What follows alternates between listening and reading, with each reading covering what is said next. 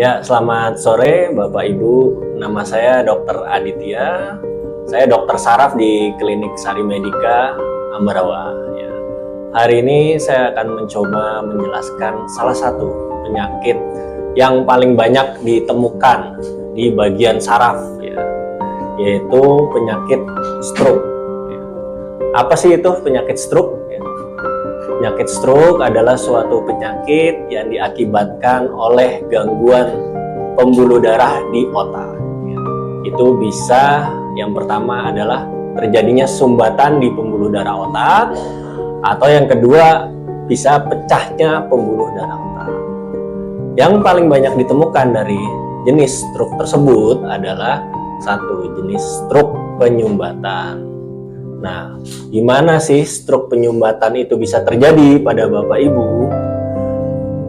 Stroke penyumbatan terjadi karena adanya timbunan kolesterol jahat atau LDL di pembuluh darah otak, sehingga menyebabkan aliran ke pembuluh darah otak itu menjadi berkurang dan pada akhirnya dapat menyebabkan stroke pada pasien. Ya, gejala stroke yang Bapak Ibu harus waspadai adalah singkatannya segera ke RS, ya.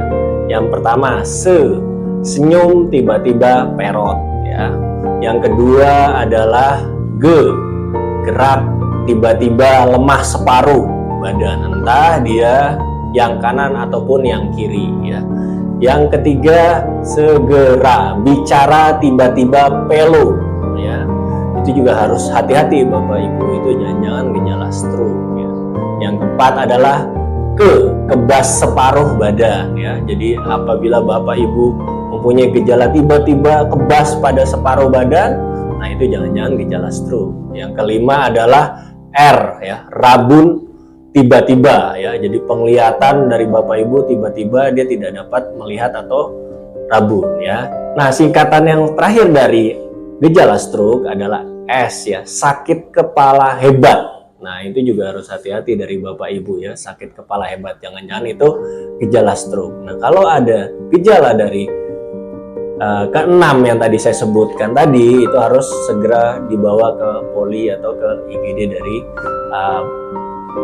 pelayanan kesehatan di sekitar rumah Bapak Ibu, ya. Lalu penyakit stroke itu bisa kita cegah, ya.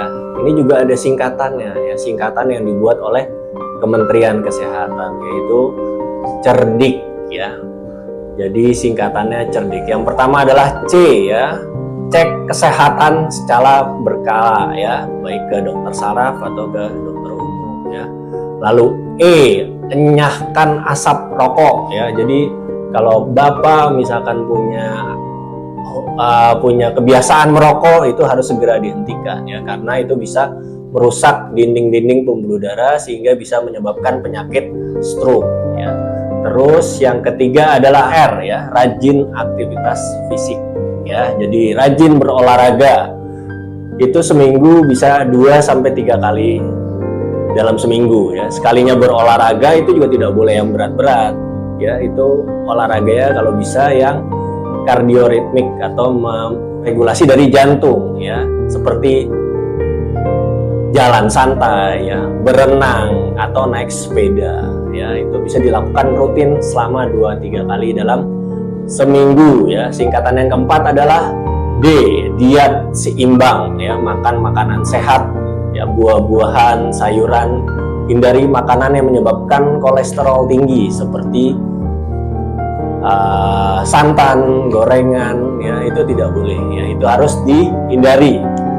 Yang keempat adalah I, istirahat yang cukup, ya, Bapak Ibu.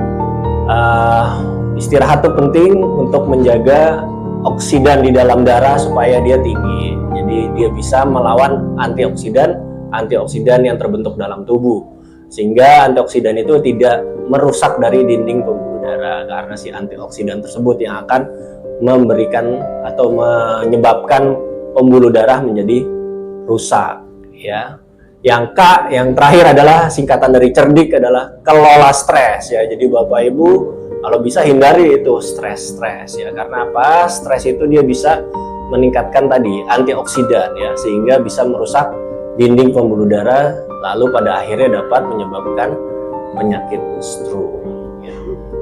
Oke, mungkin itu saja hari ini kita berbicara tentang stroke. Ketemu lagi di lain waktu dengan saya, Dr. Adit, dari bagian saraf Klinik Utama Sari Medika Ambarawa. Terima kasih, selamat sore, wassalamualaikum.